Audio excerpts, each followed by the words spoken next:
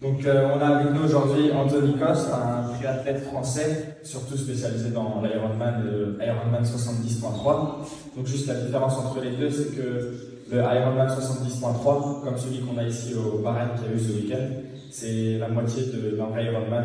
Donc c'est 1,9 km de natation, 90 de vélo et un semi-marathon, donc 21,100 mètres à peu près.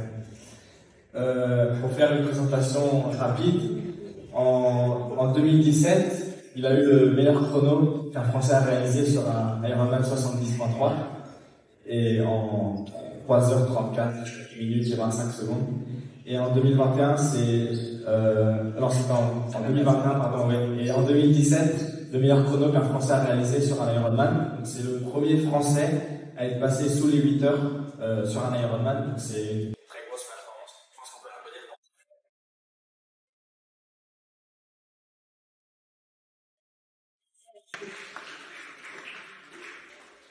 Donc aujourd'hui, on a la chance d'accueillir un des meilleurs triathlètes français, si ce n'est le meilleur de la génération peut-être. Donc voilà, c'est tout pour la présentation.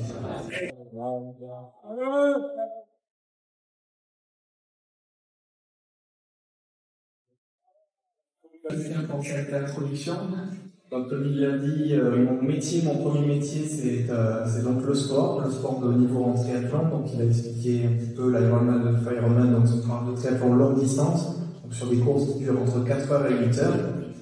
J'ai 33 ans, je fais ça depuis que je suis tout petit. J'ai fait mon premier triathlon à l'âge de 9 ans, j'ai commencé ça en club à l'âge de 11 ans.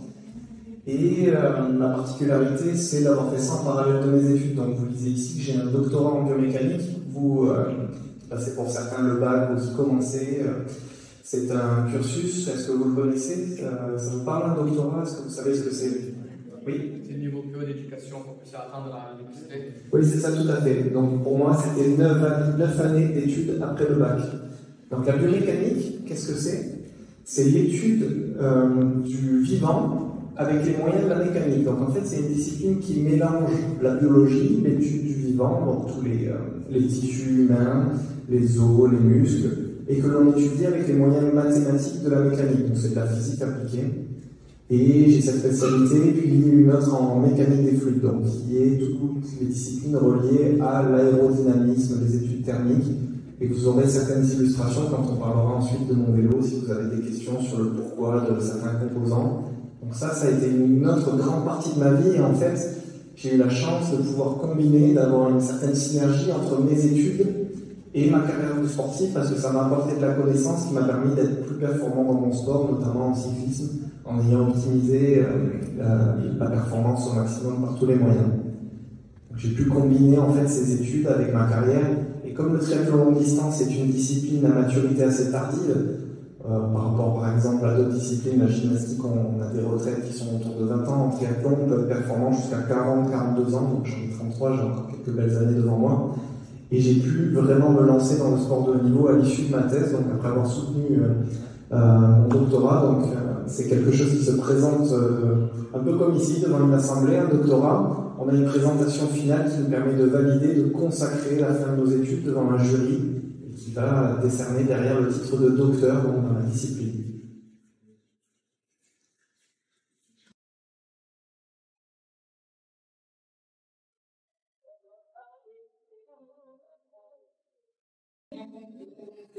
Donc je suis bien sûr à l'écoute de toutes vos questions et après, en fait, comme j'ai expliqué, mes études m'ont permis donc de combiner passion du sport et passion de la science. Et j'en ai fait également un métier depuis quelques années. Je ne fais plus uniquement du triathlon, j'ai un métier d'ingénieur dans une grande entreprise d'ingénierie française qui s'appelle Alten. Et je suis manager de l'innovation. Donc tout ce qui est nouveau, tout ce que l'on crée, lié à toutes les disciplines de l'ingénierie, comme je vous disais avec mes spécialités, donc plutôt la mécanique et la mécanique des fluides, c'est aussi une autre très grande partie de ma vie.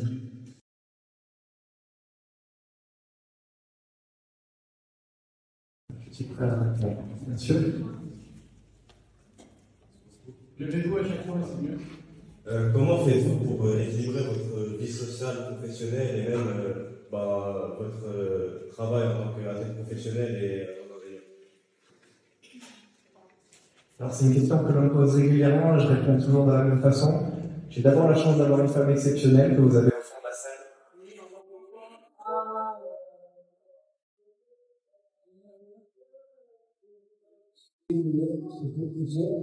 Ça en fait soigner certains, mais c'est très important parce que lorsqu'on est sportif de haut niveau, on a besoin de support, on a besoin de soutien.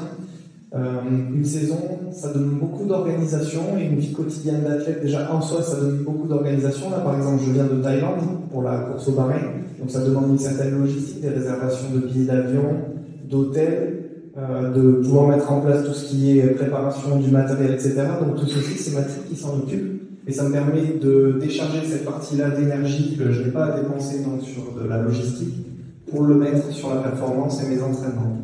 Donc ça demande beaucoup d'organisation ensuite au quotidien, d'être discipliné dans la façon dont on organise son temps. Et pour moi, alors comme je disais avec mon second métier, d'organiser ses journées puisque je suis en télétravail. Donc là je travaille par exemple depuis la Thaïlande pour gérer mes équipes d'ingénieurs. Et je partage mon temps donc, entre les entraînements grâce au décalage horaire et mes heures de réunion, mes heures.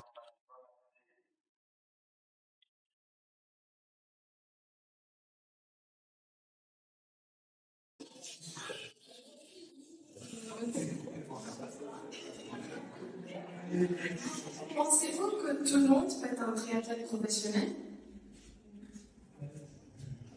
Alors, tout le monde peut-être pas, mais quelqu'un qui aurait la motivation à s'entraîner peut progresser très loin dans le sport, ça j'en ai la conviction. Mon parcours était, je l'expliquais tout à l'heure avec les classes plus jeunes, j'étais pas forcément dans les meilleurs sports très jeunes. Par contre, j'avais la volonté de m'améliorer. J'ai commencé, j'étais plutôt dans les derniers quand j'ai démarré le triathlon. Et en fait, j'ai pris goût à progresser et à voir que petit à petit, je pouvais faire des top 10, petit à petit faire des podiums, et après gagner. Alors gagner, c'est quelque chose de très exceptionnel. J'en parlais sur la course de vendredi. Quand nous sommes 1600 au départ, un vainqueur, il y en a un seul. Donc forcément, c'est quelque chose de très rare, mais de très motivant. Et pour répondre à la question, après, bon, des triathlètes professionnels, si tout le monde faisait des triathlètes professionnels, la société aurait du mal à fonctionner, mais je pense que quelqu'un de déterminé, c'est un sport d'endurance qui a plusieurs, il y a plusieurs façons d'arriver à son objectif. C'est-à-dire qu'on peut être très bon nageur, rouleur, cycliste et coureur. Et par l'entraînement de toutes les disciplines, en allant combler ses lacunes, ses points faibles, on peut progresser et arriver à un très haut niveau. En tant qu'athlète professionnel, l'évolution du stress avant les courses, comment est-ce que vous faites pour faire un management de ce stress, comme ça vous pouvez être performant au plus haut niveau? C'est une excellente question. Il faut savoir, j'ai parlé de support tout à l'heure, il faut savoir que je travaille notamment avec un entraîneur, alors ça vous en doutiez peut-être, et également avec un préparateur mental qui donne des solutions, notamment pour gérer son stress, aller chercher des images positives, aller anticiper sur les circuits en prenant des repères sensoriels, donc il y a des repères visuels, auditifs, kinesthésiques, olfactifs. On repère un circuit, par exemple, on a passé des marqueurs qui vont nous permettre, tiens là j'ai mon repère, il faut que je sois comme ça, et on se projette déjà dans la performance, et plus on est prêt, moins on a de stress. En général, moi je considère que le stress, c'est une inadéquation entre le niveau de préparation et ce qui va arriver. Donc lorsqu'on est bien préparé déjà, nous sommes beaucoup moins stressés. Et un autre aspect est la répétition. C'est-à-dire que moi, des compétitions professionnelles, j'en ai fait des dizaines et des dizaines. Les premières, on est stressé. Petit à petit, ça devient normal et ça devient naturel. Et le stress est même nécessaire, devient nécessaire d'en créer un petit peu pour arriver à un état de performance optimale, à être un petit peu excité pour être encore plus performant. En fait, je voulais demander comment vous avez découvert le triathlon, pourquoi vous aimez? Le triathlon, finalement, c'est une discipline assez peu connue, alors qu'elle combine des disciplines très connues, donc la natation, le cyclisme et la course à pied. Moi, j'ai eu la chance, alors déjà d'avoir mon papa qui faisait du triathlon, et au collège d'avoir un professeur de PS dont c'était la spécialité, et il a ouvert une petite section de triathlon dans laquelle nous étions 4 ou 5 donc, collégiens en classe de 5e, et nous avons commencé comme ça, j'ai découvert cette passion. Donc au départ c'était avec du VTT au lieu d'avoir des vélos de route comme celui-ci, et petit à petit j'ai pris goût à aller faire des stages d'entraînement et des compétitions avec mes amis, et passer des bons moments, en plus de la compétition, parce que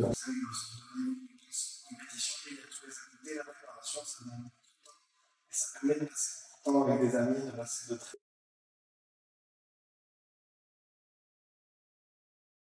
À côté d'être aussi athlète professionnel, c'est un autre métier.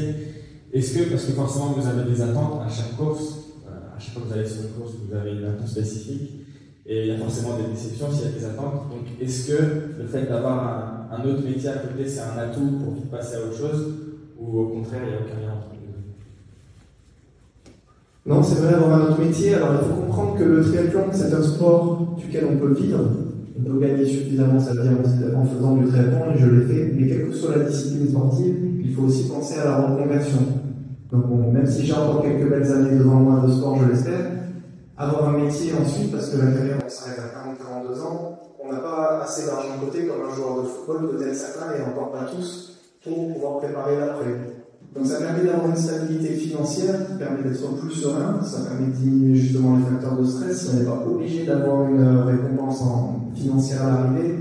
Quelque part, le niveau de stress, ça diminue. On peut courir beaucoup plus pour le plaisir. Donc oui, il y a un fort lien entre les deux. Et en termes mental, par exemple, là je vais reprendre le travail demain aux horaires français, donc depuis la Thaïlande mais avec les horaires français, et ça permet de se projeter sur autre chose, de penser à autre chose quand on a eu une mauvaise prestation. Qu'est-ce qui est le plus difficile pendant une école de triathlon?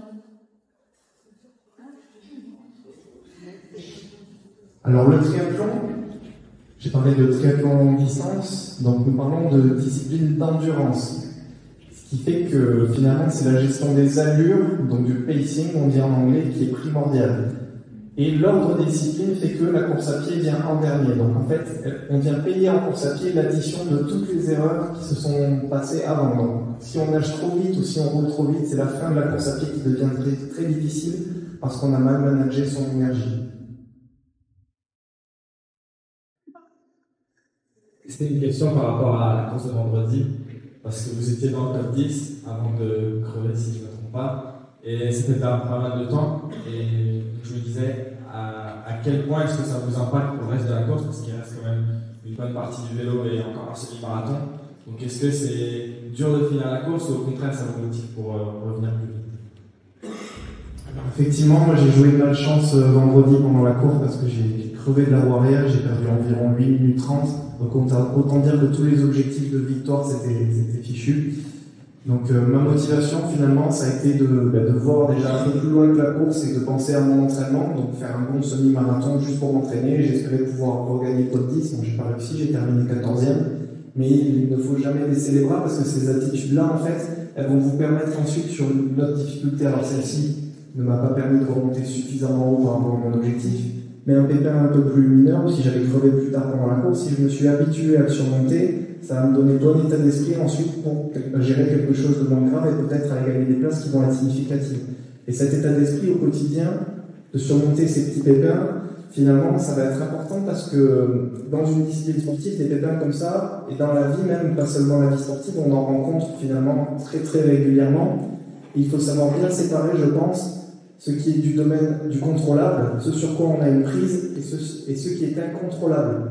Une crevaison comme ça, qu'est-ce que je pouvais contrôler? Je pouvais contrôler le pneu que j'avais un pneu neuf au départ de la course, donc je considère que j'ai fait ce qu'il fallait. J'aurais pu choisir un pneu plus résistant, mais il y a des choix à faire pour la haute performance. Ces pneus-là, je les choisis aussi parce qu'ils sont performants, parce qu'ils ont un meilleur rendement, ils absorbent moins de frottement que d'autres pneus. Et c'est un compromis. Pour aller plus vite, les professionnels prennent les meilleurs pneus possibles, avec parfois des choix qui sont un peu moins résistants à la crevaison. J'assume ce risque, donc ça fait partie du contrôlable. Et si ensuite j'ai une petite aiguille qui se plante dans le pneu, quel que soit le pneu, parfois, il aurait quand même crevé. Donc ça, c'est de l'incontrôlable, et quand c'est de l'incontrôlable, pas la peine d'y laisser trop d'énergie, finalement, il faut se focaliser sur ça.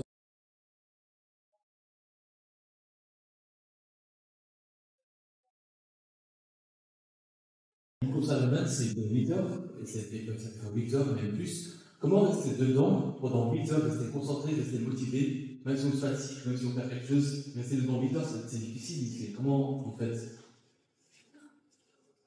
Alors là, il y a aussi une partie de discipline parce que c'est monotone, dans le sens où certains circuits vélo, par exemple ici au Barème, quand on a une longue ligne droite qui fait 20 km d'affilée, il faut un petit peu éduquer son esprit, ça se fait à l'entraînement avec de la répétition. C'est-à-dire que moi, la première fois, même quand je reprends même à mon niveau, quand je reprends l'entraînement et je vais faire une sortie de 3 heures de vélo, je trouve ça interminable. Et en fait, par habitude, ensuite, petit à petit, le corps peut s'adapter à beaucoup de choses. Et ensuite, je fais des 6 heures, 7 heures de vélo, ça me permet de méditer, je pense. En plus, avec mon autre métier, j'organise déjà ce que j'ai finalement dans la tête pour pouvoir le transmettre à mes équipes sur tout ce qui est innovation. Donc ça me permet finalement de combiner un petit peu les deux, de trouver le temps dans l'un.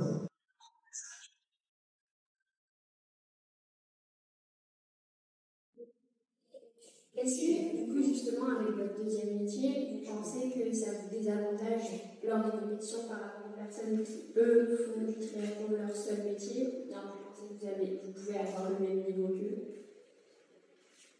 Alors, comme beaucoup de choses dans la vie, ce sont des choix. Donc, principalement, d'avoir un autre métier, ça me permet, je l'ai dit tout à l'heure, d'avoir une stabilité financière aussi. Mais comme je travaille sur des sujets d'ingénierie qui sont appliqués au sport, ça me permet de récupérer quelques fruits de mon travail dans ma pratique sportive. Je vais donner un exemple. Dans mon entreprise, nous travaillons avec certaines équipes de cyclisme professionnel et la Fédération française de cyclisme pour développer certains objets. Je vais en citer un, ce sont des casques aérodynamiques qui sont optimisés, individualisés pour un athlète. Alors vous voyez ici mon casque. En fait, le procédé, c'est un scanner 3D. Est-ce que quelqu'un voit ce que c'est un scanner 3D? Donc, ouais, vous voyez un petit peu. Donc l'idée, c'est qu'on va reconstruire l'objet 3D d'une personne et de son matériel. Donc ici, mon vélo, on me scanne avec mon matériel. Et par des algorithmes, on va aller créer un casque qui a la forme optimale par rapport à ma morphologie, donc par rapport à ma largeur d'épaule, par rapport à la vitesse à laquelle je me déplace. Et ce casque-là, il va être unique au monde, il va être fait pour moi, il va me permettre d'être plus performant que les autres. Et ça, je l'ai grâce à mon métier qui est à la pointe de la technologie sur ces aspects-là. Même certaines équipes professionnelles, des cyclistes que vous voyez autour de France, nous travaillons avec eux pour certains, mais beaucoup d'autres n'ont même pas accès à ceci. Et moi, j'y ai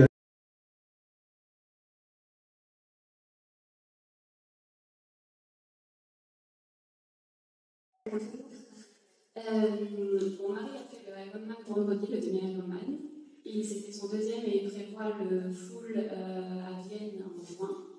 Des conseils pour quelqu'un qui passe du demi au full Ironman?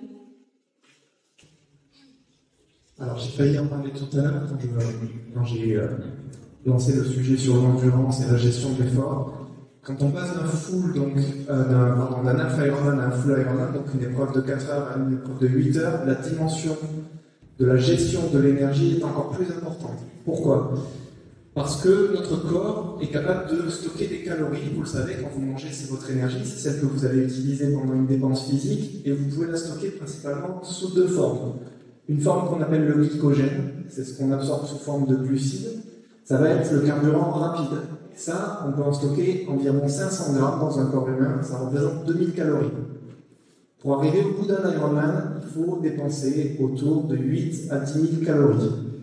Donc, ces stocks-là ne suffiront pas. Il y a deux façons, du coup, d'arriver à combler la différence. La première, c'est de s'alimenter pendant l'effort, et donc de s'entraîner à s'alimenter pendant l'effort. Donc, sur mon vélo, vous voyez, alors j'ai pas posé les bidons dessus, mais il y a des façons de poser ces bidons. Là, je les ai entre les bras, on le voit. Alors, c'est caché ici sur l'illustration, mais j'ai une paille qui vient sous la bouche et qui permet de s'alimenter quasiment en continu. Donc ça, c'est une dimension importante. On a besoin d'être capable d'absorber des calories pendant l'effort. Donc ça, c'est le premier levier qui va permettre de combler l'écart entre donc les 2000 calories qu'on peut stocker en amont et celles qui sont nécessaires, et l'autre partie, et c'est pour ça aussi en grande partie que l'être humain est un nomade qui a permis son évolution au cours des années, c'est que nous sommes capables de stocker l'énergie sous une autre forme, sous forme de graisse, de lipides, qu'on va être capable d'utiliser à l'effort. Et celle-ci, pour les dépenser, c'est plus difficile et ça demande de l'entraînement d'endurance aux bonnes intensités. Sans s'alimenter avec les stocks caloriques qu'il a, 1 kg de graisse, c'est environ 9000 calories. Donc là, pour le coup, avec un seul kilogramme de graisse, vous êtes capable de terminer un Ironman en utilisant cette source d'énergie à elle seule. Un être humain, avec son stock normal, peut courir 10 marathons d'affilée juste en...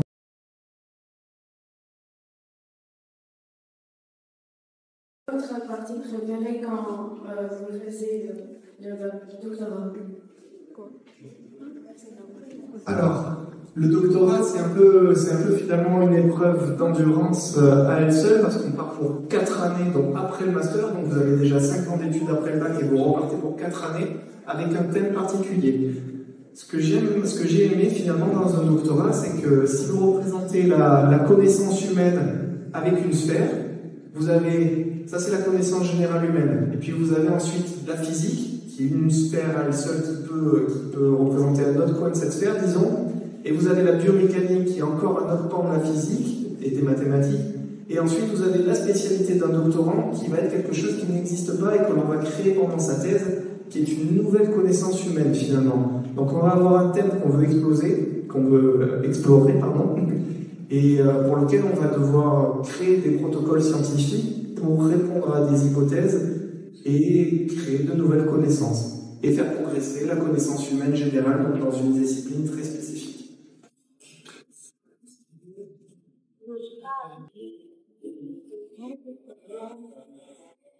Par rapport à la gestion du temps, comme vous l'avez dit, vous êtes en même temps ingénieur et sportif professionnel, et j'imagine aussi que votre carrière elle a commencé quand vous étiez toujours à la fac. Comment est-ce que vous avez fait pour équilibrer votre vie entre fac, vie de fac et vie aussi de stagiaire? C'est ce que j'expliquais tout à l'heure en mentionnant ma femme, donc, qui m'a beaucoup aidé en termes de support pour tous les à côté. Donc, quand j'ai parlé de logistique, c'est faire les courses, faire à manger, elle m'a beaucoup aidé par rapport à tout ça. Et ensuite, ça demande de faire des choix. C'est-à-dire qu'il faut être capable d'optimiser pour aller au plus efficace dans les deux finalement.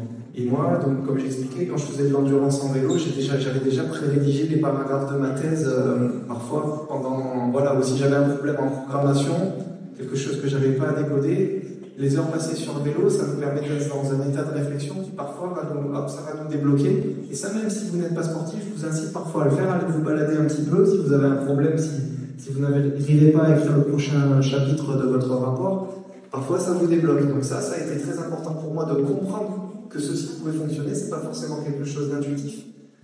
Et ensuite, ça demande d'être très sérieux sur les à côté, c'est-à-dire que sur sa vie, ensuite, il faut faire des choix. Moi, par exemple, aller à un concert ou sortir le soir, c'était beaucoup plus rare. Je l'ai fait aussi un petit peu, mais moins que d'autres.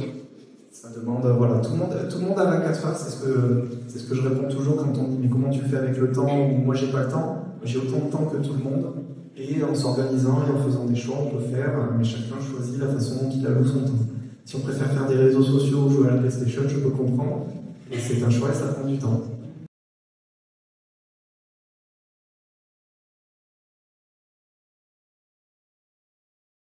C'est quoi la partie que vous êtes plus à l'aise dans le triathlon?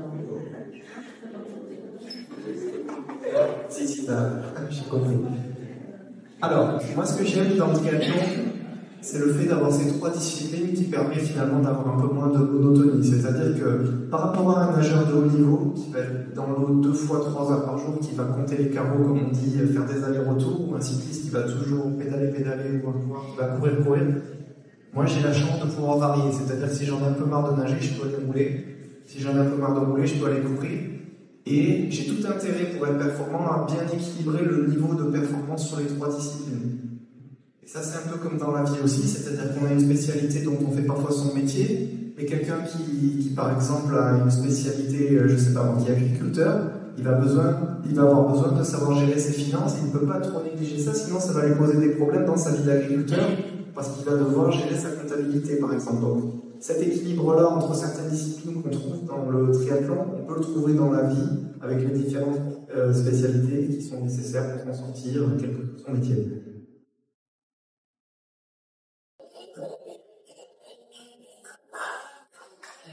Avez-vous déjà fait une compétition avec un tricheur ou quelqu'un qui n'a pas respecté les règles? Et si oui, comment avez-vous réagi par rapport à ça? C'est une très très bonne question qui me touche à titre personnel, puisque c'est arrivé récemment. L'an passé ou cette année, en début d'année, il y a un sportif du top 100 mondial qui était 18e mondial, qui a été contrôlé positif donc sur une affaire antidopage, il s'était dopé. Et ça donc c'est considéré comme de la triche, bien sûr, il y a un règlement et on n'a pas le droit de se doper, donc de prendre des produits pharmaceutiques qui permettent d'améliorer artificiellement sa performance.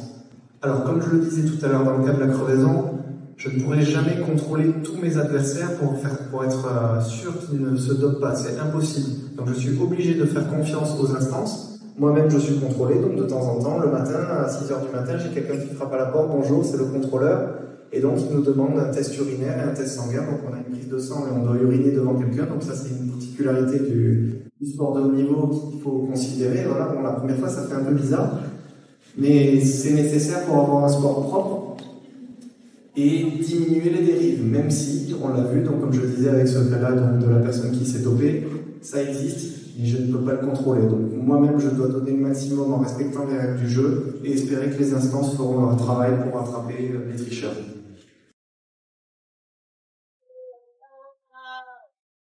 J'ai vu que c'était votre 5e participation à cette course au Bahreïn.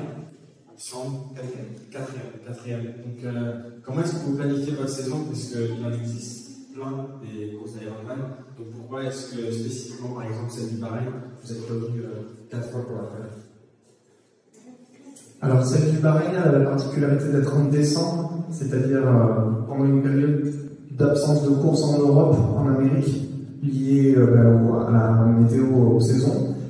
Et ça permet de courir un peu plus longtemps dans l'année. Donc, moi qui adore les compétitions, j'apprécie de pouvoir prolonger l'année jusqu'au mois de décembre. Et elle a un autre intérêt qu'on retrouve finalement souvent dans le sport, c'est que l'on vient chercher des qualifications, en l'occurrence ici pour le championnat du monde 73 qui aura lieu dans un peu plus d'1 an en Nouvelle-Zélande, et pour lequel il y avait 3 slots, donc 3 billets qualificatifs, donc pour les 3 premiers de l'épreuve du Bahreïn. Donc les 3 premiers, alors après le système est ce qu'on appelle un roll-down, c'est-à-dire que si le premier avait déjà un slot, ça passe au deuxième, etc. Et finalement le dernier à avoir eu un slot était le 5e de la course. Donc moi j'espérais pouvoir avoir un de ces billets pour me qualifier au championnat du monde, d'où l'intérêt de venir ici.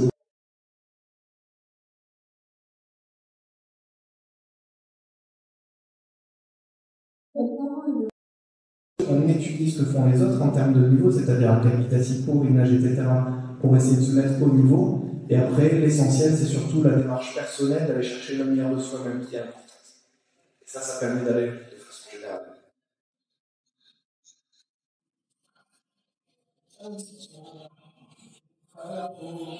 Merci d'être venu. J'ai une petite question. Par exemple, vous faites les courses dans le monde entier. Comment vous faites pour, par exemple, la différence de climat, l'humidité, la hauteur? Comment vous arrivez à vraiment repérer? Alors, effectivement, il y a des courses qui se passent en altitude, il y a des courses qui se passent dans la chaleur, comme ici. C'est à considérer pendant l'entraînement. Alors, il faut savoir qu'un sportif comme moi voyage beaucoup. Le plus que j'ai fait en une année, c'est simple à retenir, parce que j'ai le moyen mnémotechnique. En 2016, j'ai fait 16 pays différents. Donc on voyage beaucoup et on se prépare en altitude. On est très vulnérable, on n'a pas de carrosserie. Et donc voilà, il faut considérer ça et être très attentif.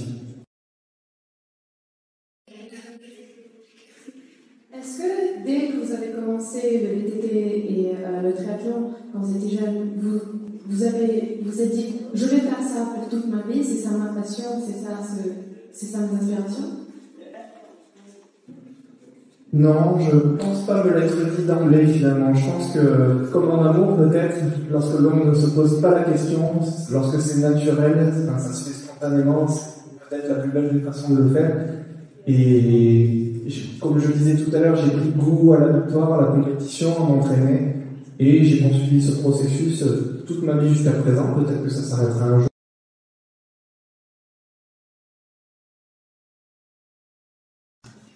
Alors, j'ai une petite question qui serait susceptible d'intéresser la classe de terminale par le bac. Avez-vous déjà eu des pertes de confiance dans votre sport ou dans le domaine professionnel? Et si oui, qu'est-ce que vous avez fait pour justement surmonter ces pertes de confiance? Alors oui, la confiance, j'aime bien cette citation qui dit qu'elle se gagne en gouttes et qu'elle se perd en litres. Donc la confiance, elle se gagne bien sûr en s'entraînant, en allant chercher des résultats où on progresse petit à petit, en allant chercher des marges. Et très souvent, très régulièrement, ça fait partie du processus, on a des pertes de confiance lorsque l'on a un échec, lorsque l'on a un stress ou quelque chose qui ne se déroule pas conformément aux attentes que l'on avait. Ce qui est important pour rebondir, c'est toujours de se raccrocher à ses valeurs finalement. Pourquoi est-ce que je fais ça? Pourquoi est-ce que je prends du plaisir à ça? Pourquoi est-ce que c'est important pour moi? Parce que finalement, si c'est pas important, il n'y a pas trop d'impact. Si par contre, c'est vraiment important, alors dans ce cas-là, on est dans une démarche d'aller sur le contrôlable une nouvelle fois, d'aller chercher des solutions pour que cela ne se reproduise pas et pour reconstruire sa confiance. Ou la garder, quelles que soient finalement les actions externes qui s'appliquent. Et ça, une nouvelle fois, c'est transférable dans la vie, dans le cadre professionnel, on peut avoir des échecs, on peut perdre de l'argent, quelqu'un qui crée une entreprise va pouvoir faire faillite, ça existe, mais c'est pas parce qu'on a fait faillite qu'on ne peut pas rebondir et réussir à nouveau dans un autre domaine. Donc cette attitude, une nouvelle fois, va permettre d'avancer et d'aller loin. Oui. Alors, merci d'être venu. Juste une petite question à propos du golf. C'est votre première compétition au golf ici, et comment vous avez trouvé est-ce que c'est plus facile, plus difficile? Voilà. Alors non, c'était pas ma première fois ici, donc moi c'est la 4e fois que je participe au Bahreïn. J'ai déjà fait 2 fois l'épreuve de Dubaï. Alors moi c'est une région du monde que j'aime beaucoup, moi j'aime beaucoup voyager. Ici il y a des à côté sympas parce que ça, j'ai parlé bien sûr de la discipline qui implique l'entraînement, des difficultés, en tout cas des éléments adverses qu'on peut rencontrer pendant une carrière de sportif. Parmi les à côté très sympas et qui font que ma femme me suit, il y a les voyages, découvrir de nouvelles cultures. Comme je vous l'avais dit, en 2016, 16 pays, j'ai visité la plupart des pays du monde. Et ça, c'est une richesse vraiment exceptionnelle que l'on trouve dans le sport. Donc venir au Bahreïn, par exemple, si je n'avais pas été sportif de haut niveau, il y a très peu de chances que je sois venu au Bahreïn. Et ce que j'apprécie ici, c'est par exemple la nourriture. Vous avez l'habitude, mais la nourriture du Bahreïn, je la trouve exceptionnelle. Vous avez dit que les risques ou que le fait que vous n'ayez plus de passion vous donne envie d'abandonner le triathlon, ou est-ce que vous n'avez jamais eu des moments de doute? Des moments de doute à ce point-là, je pense que j'en ai eu, oui, parce que des fois, pour donner un exemple sur le longue distance, même si je suis professionnel, alors tout à l'heure a été cité mon palmarès, là, le fait que j'ai eu la meilleure performance française sur la distance Ironman, c'était mon 10e Ironman. Avant ça, sur 10, j'en avais terminé 8 en marchant. 8 en marchant, donc entre les 8 premiers et le dernier, donc j'ai battu le record de France. Enfin, c'est pas juste courir qu'il faut, c'est courir vite en plus, parce que le marathon, on le fait en 2h46, même à sec, il y a très peu de personnes qui peuvent le faire sans avoir fait la natation et le vélo avant. Donc il m'a fallu trouver des solutions et ne pas baisser les bras à ce moment-là, ça a été très difficile. Et j'ai réussi à le faire, alors à ce moment-là, parce que j'étais déterminé, il faut arriver à trouver les leviers finalement. Même lorsque l'on est au fond du fond, je pourrais demander à ma femme après, c'était difficile, mais on n'a jamais. Vous avez des enfants, si vous avez des enfants, est-ce que vous allez les entraîner ou faire Si j'ai la chance d'avoir des enfants, je les laisserai faire ce qu'ils veulent. Moi j'ai voulu faire comme mon père, mais je suis d'une famille de 4 enfants, donc j'ai 2 sœurs et un frère qui sont tous plus jeunes que moi, aucun n'a choisi de faire du sport. Bon, notre père ne serait pas du tout poussé à faire du sport, et moi je ne serais pas de la catégorie des parents à forcer mes enfants à faire quoi que ce soit. Je pense que le sport a des vertus, parce que comme je disais chez les plus jeunes tout à l'heure, mais enfin, vous le comprendrez aussi, le corps c'est notre vaisseau dans la vie. Donc même si on ne fait pas de sport de haut niveau, entretenir son corps par l'activité physique c'est important. Pourquoi? Parce que nos ancêtres, par nécessité, ils n'avaient pas les voitures, ils n'avaient pas le système d'agriculture mécanisé comme celui actuel, ils avaient dépensé, ils utilisaient beaucoup leur corps. Et c'est ce qui leur permettait de le garder en bonne santé. Maintenant, on a une société dans laquelle, si l'on le souhaite, on peut ne plus rien faire, ne plus utiliser du tout d'énergie, et cela a des conséquences sur la santé. Donc je défends finalement l'activité physique. Alors la compétition, finalement, on n'est pas du tout obligé d'en faire. Et comme je le disais, mes enfants, je ne saurais jamais faire du sport. Par contre, présenter l'intérêt que cela peut avoir, ça je pense que c'est important. Et si de soi-même on le capte, cet intérêt-là, naturellement on aura envie de faire un peu d'activité physique parce qu'on a envie de se sentir bien. Effectivement, il y a plusieurs façons de gagner sa vie en triathlon. La première, la plus évidente, c'est de remporter des compétitions parce qu'il y a de l'argent, qui est là pour le coup déterminé. Le premier au Bahreïn, c'était 12 000 $, etc. Donc là, vous gagnez de l'argent. Et la seconde façon, c'est d'avoir des sponsors. Donc moi, j'ai quelques sponsors qui me donnent de l'argent pour représenter leur marque. Et c'est du marketing finalement. Parce que le sportif de haut niveau a une visibilité, il va être vu sur les réseaux sociaux, il va être présent dans les journaux, à la télé. Donc vous voyez, les footballeurs, si on leur donne beaucoup d'argent, c'est pas seulement parce qu'ils jouent bien au foot. C'est surtout parce que les gens les regardent jouer au foot et que pendant qu'ils jouent au foot, ils ont le logo de leur partenaire, de leur sponsor sur leur maillot. Et ça, c'est la seconde façon, même qui serait peut-être la numéro 1 en triathlon, pour gagner sa vie. C'est une question sur laquelle on pourrait passer plusieurs heures. Je vais vous raconter une petite anecdote. D'une façon puissante avec laquelle j'ai utilisé les émotions. Donc c'était un week-end particulier, j'étais parti en Suisse à Zurich pour une première compétition pendant laquelle tout s'est très mal déroulé et j'ai abandonné dès le début du vélo. Donc, dégoûté, j'avais préparé ça tout l'été en altitude et ça s'est très mal passé. J'étais inscrit le dimanche à Marseille à une autre compétition internationale, donc le lendemain, donc Zurich-Marseille, il fallait faire la route. J'ai fait la route donc avec ma femme et mes parents dans un camion, il n'y avait pas la clim en plus, il était cassé, donc 40 degrés, il était infernal et j'étais dans une colère, vous me demanderez, je parlais à personne, j'étais voilà, mais en colère incroyable. 4 heures du matin, réveil, je fais la course, je dégomme tout le monde, c'est ma première victoire professionnelle. Donc j'avais utilisé ma colère à bon escient.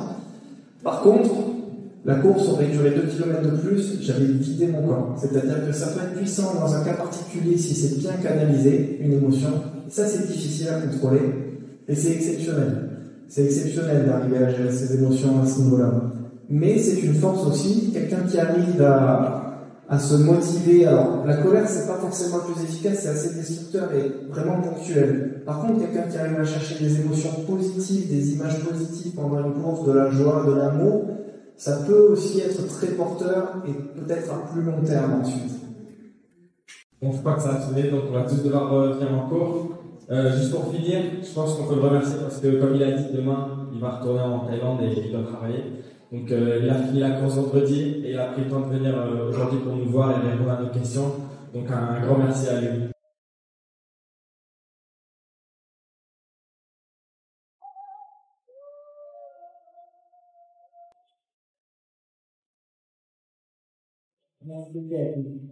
Donc, il faut que tu me meilleur pour que vous ayez votre vie.